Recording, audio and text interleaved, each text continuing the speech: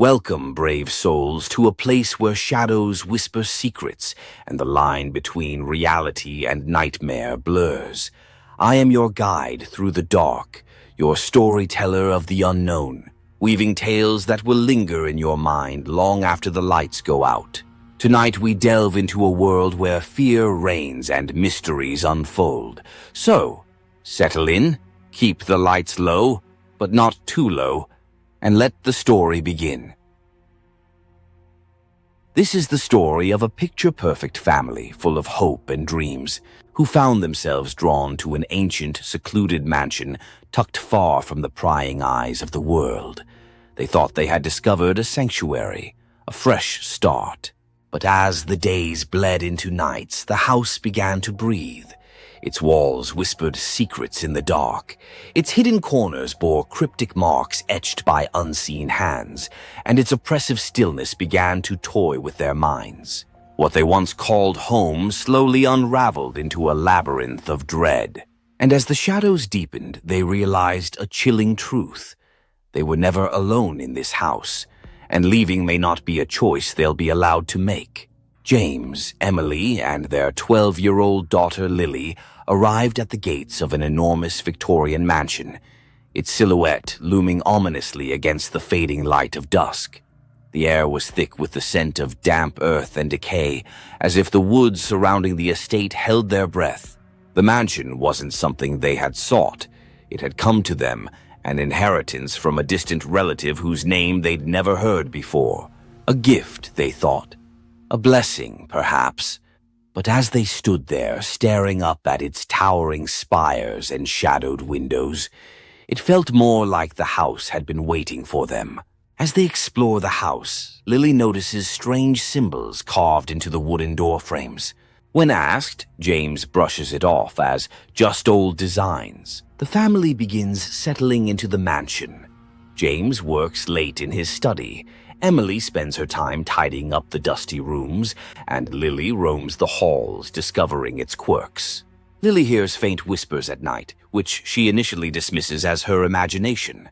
The whispers seem to come from the wardrobe. James finds old handwritten letters in his desk that reference the Watcher and warnings to never use the third-floor bedroom. While cleaning a dusty mirror, Emily notices her reflection smiling back at her, despite her own blank expression. She blinks, and it's gone. The family begins experiencing shared phenomena that they can no longer explain away. One night, Lily notices a faint, eerie glow seeping out from under the door to the third-floor bedroom, the one the letters had warned them about. Her heart pounds as she inches closer, the hallway unnaturally quiet except for the creak of the floor beneath her feet. The door, which had always been locked tight, now stands slightly ajar as if inviting her in. A cold draft seeps out, carrying with it a faint whisper, too soft to understand but impossible to ignore. Emily notices the old family portraits lining the halls, dusty and faded, yet strangely captivating. At first glance, they seem ordinary, frozen in time. But as she passes by, her steps faltering, a chill runs down her spine. The smiles once painted on the faces are gone, replaced by grim scowls etched with anger and disdain. Her breath quickens as she realizes some of the eyes seem to follow her, unblinking and intent, as though the painted figures are alive, watching her every move. James sees a tall, shadowy figure in the hallway, its outline barely discernible in the dim light. The air turns icy, and a faint, low hum fills the silence. He freezes, his breath catching in his throat, before a surge of adrenaline pushes him forward. As he runs to confront it, the figure shifts unnaturally, as though dissolving, and vanishes into the walls, leaving behind only a faint, bone-chilling whisper that seems to echo his name. James stumbles upon a hidden journal tucked behind a row of dusty books in the library. Its cracked leather cover emits a faint, musty odor, and the brittle pages are filled with spidery handwriting that grows more erratic with each entry. As he reads, a chill settles over him. The journal reveals that the mansion's original owner had been consumed by an obsession with occult rituals. The detailed accounts grow darker, speaking of blood offerings, symbols etched into the walls, and a sinister purpose. The mansion, James learns with mounting dread, was never meant to be a home. It was designed as a vessel for something called the Watcher, a malevolent entity, ancient and unrelenting, that feeds on the living. The family, gripped by an overwhelming sense of dread, rushes to leave, but the front door refuses to budge. James yanks at the handle with all his strength, but it feels as though the door is part of the house itself, unyielding and immovable. Emily dashes to the windows, only to find them sealed shut, the glass cold and unbreakable like steel. Lily clutches her phone, her hands trembling, but the screen is lifeless, devoid of signal or light. The air grows heavy, and the walls seem to pulse faintly, as though the house is breathing. They realize with chilling clarity, the house is no longer just a structure, it's alive, and it's keeping them in. Lily is found standing eerily still in front of the old wardrobe, her small frame barely visible in the dim light. Her lips move in a soft, rhythmic mumble, forming words in a language Emily doesn't recognize. The sound is unnatural, like a faint echo from somewhere far away. "Lily," Emily calls out, her voice trembling. She reaches out, gently placing a hand on Lily's shoulder. At her touch, Lily's head snaps around with a jerky, unnatural motion, and Emily gasps in horror. Lily's eyes are now completely black, reflecting nothing but darkness. James begins hearing faint whispers in the stillness of the night, soft at first, like the rustling of leaves, but soon the words grow clearer, chillingly deliberate. "Finish the ritual." The voice seems to come from everywhere and nowhere, wrapping around him like a cold foe. Each time he turns to confront the sound, he finds himself alone, until the shadow figure begins to appear more frequently. It lingers at the edges of his vision, just out of reach, taunting him with its silent, menacing presence. Each encounter leaves him more unhinged, as if the house itself is breaking him down piece by piece. Emily's breath catches as she notices faint marks on the peeling wallpaper in the dim light of the hallway. Curious but uneasy, she steps closer, her fingers brushing against the grooves carved deep into the wall. Her heart sinks as the scratches form letters. Her name. Her knees weaken as she traces the rest. "You cannot escape."